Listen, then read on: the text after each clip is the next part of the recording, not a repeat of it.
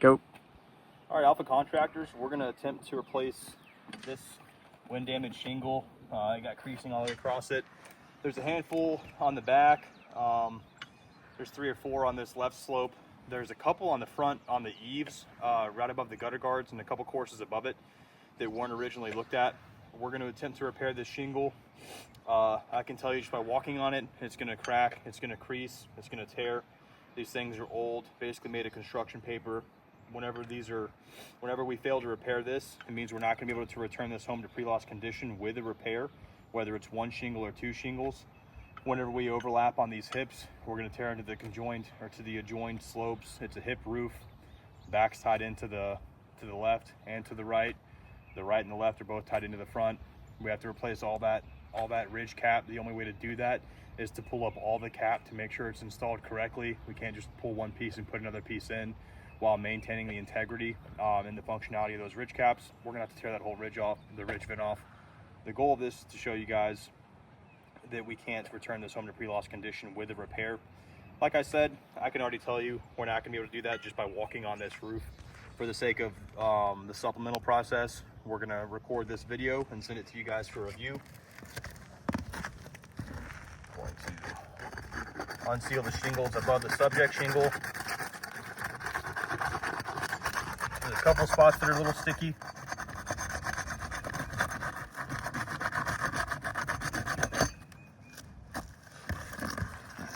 Don't run away on me now. Oh, that one's already good.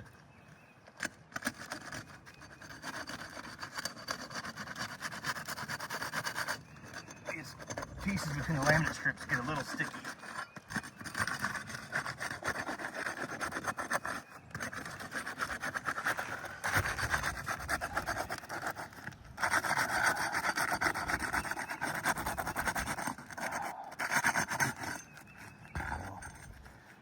Tear there. Like I said, made of paper. I had a couple small tears. This one's the worst one. Again, you know, we're gonna go slow, we're gonna be careful, but these shingles are basically made of paper at this point. There's no way we're gonna be able to remove these nails and replace this shingle without damaging them. So again, I'm only gonna lift these up as much as is absolutely necessary.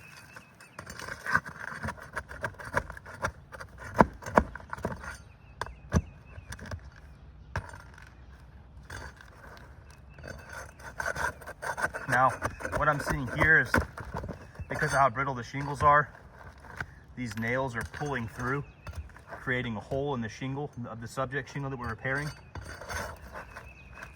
and the shingle beneath it, which again is just another testament to how brittle these are. Makes it more of a pain in the butt for me, and makes it so that we're not going to be able to return this roof to pre-loss condition with a repair.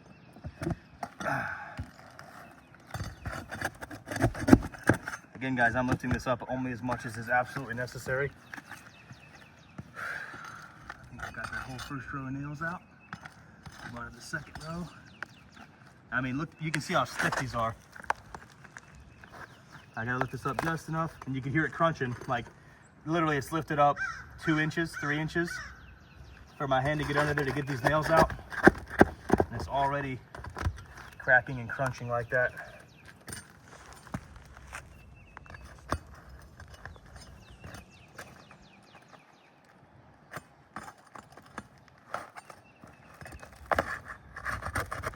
Every time I lift up on it more than like an inch, you can hear it crunching.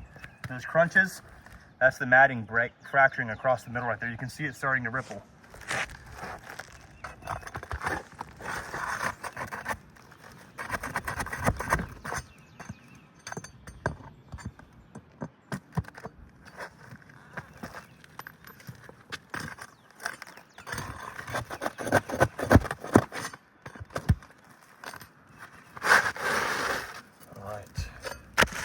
So this shingle measured at 38 3/4 inches.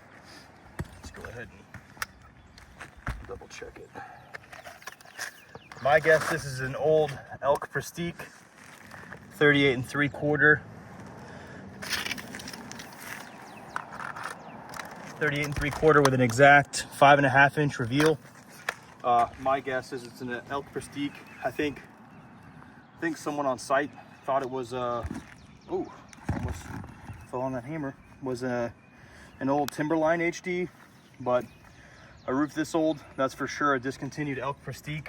We'll keep it for you. We'll send it in for an ITIL, whatever you guys want to do with it. Give me that bad boy. Now this one is probably going to be a little too long, but we'll make do.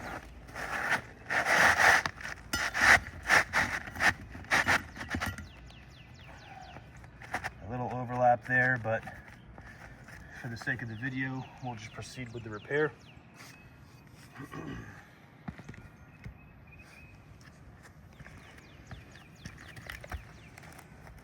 Now this is the part where we got to lift these shingles up enough to drive these nails properly. I'm sure you guys want us to do a proper repair.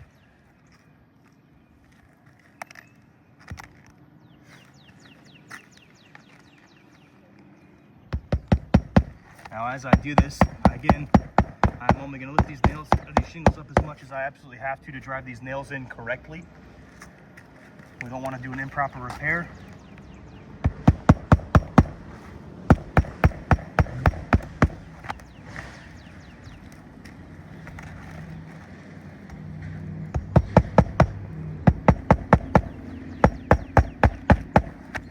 I mean, you can already see tremendous breakdown and cracking across the top of that shingle, even all the way over here. Look at that.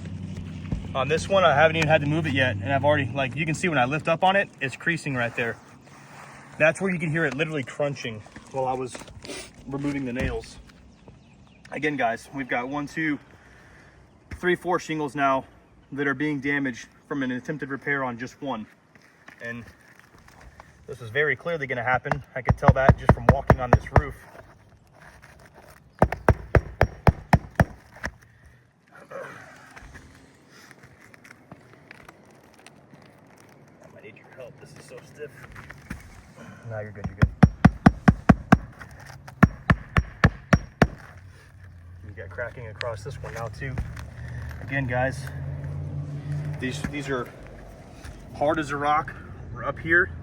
And then completely fragile and like paper across this middle and this bottom part.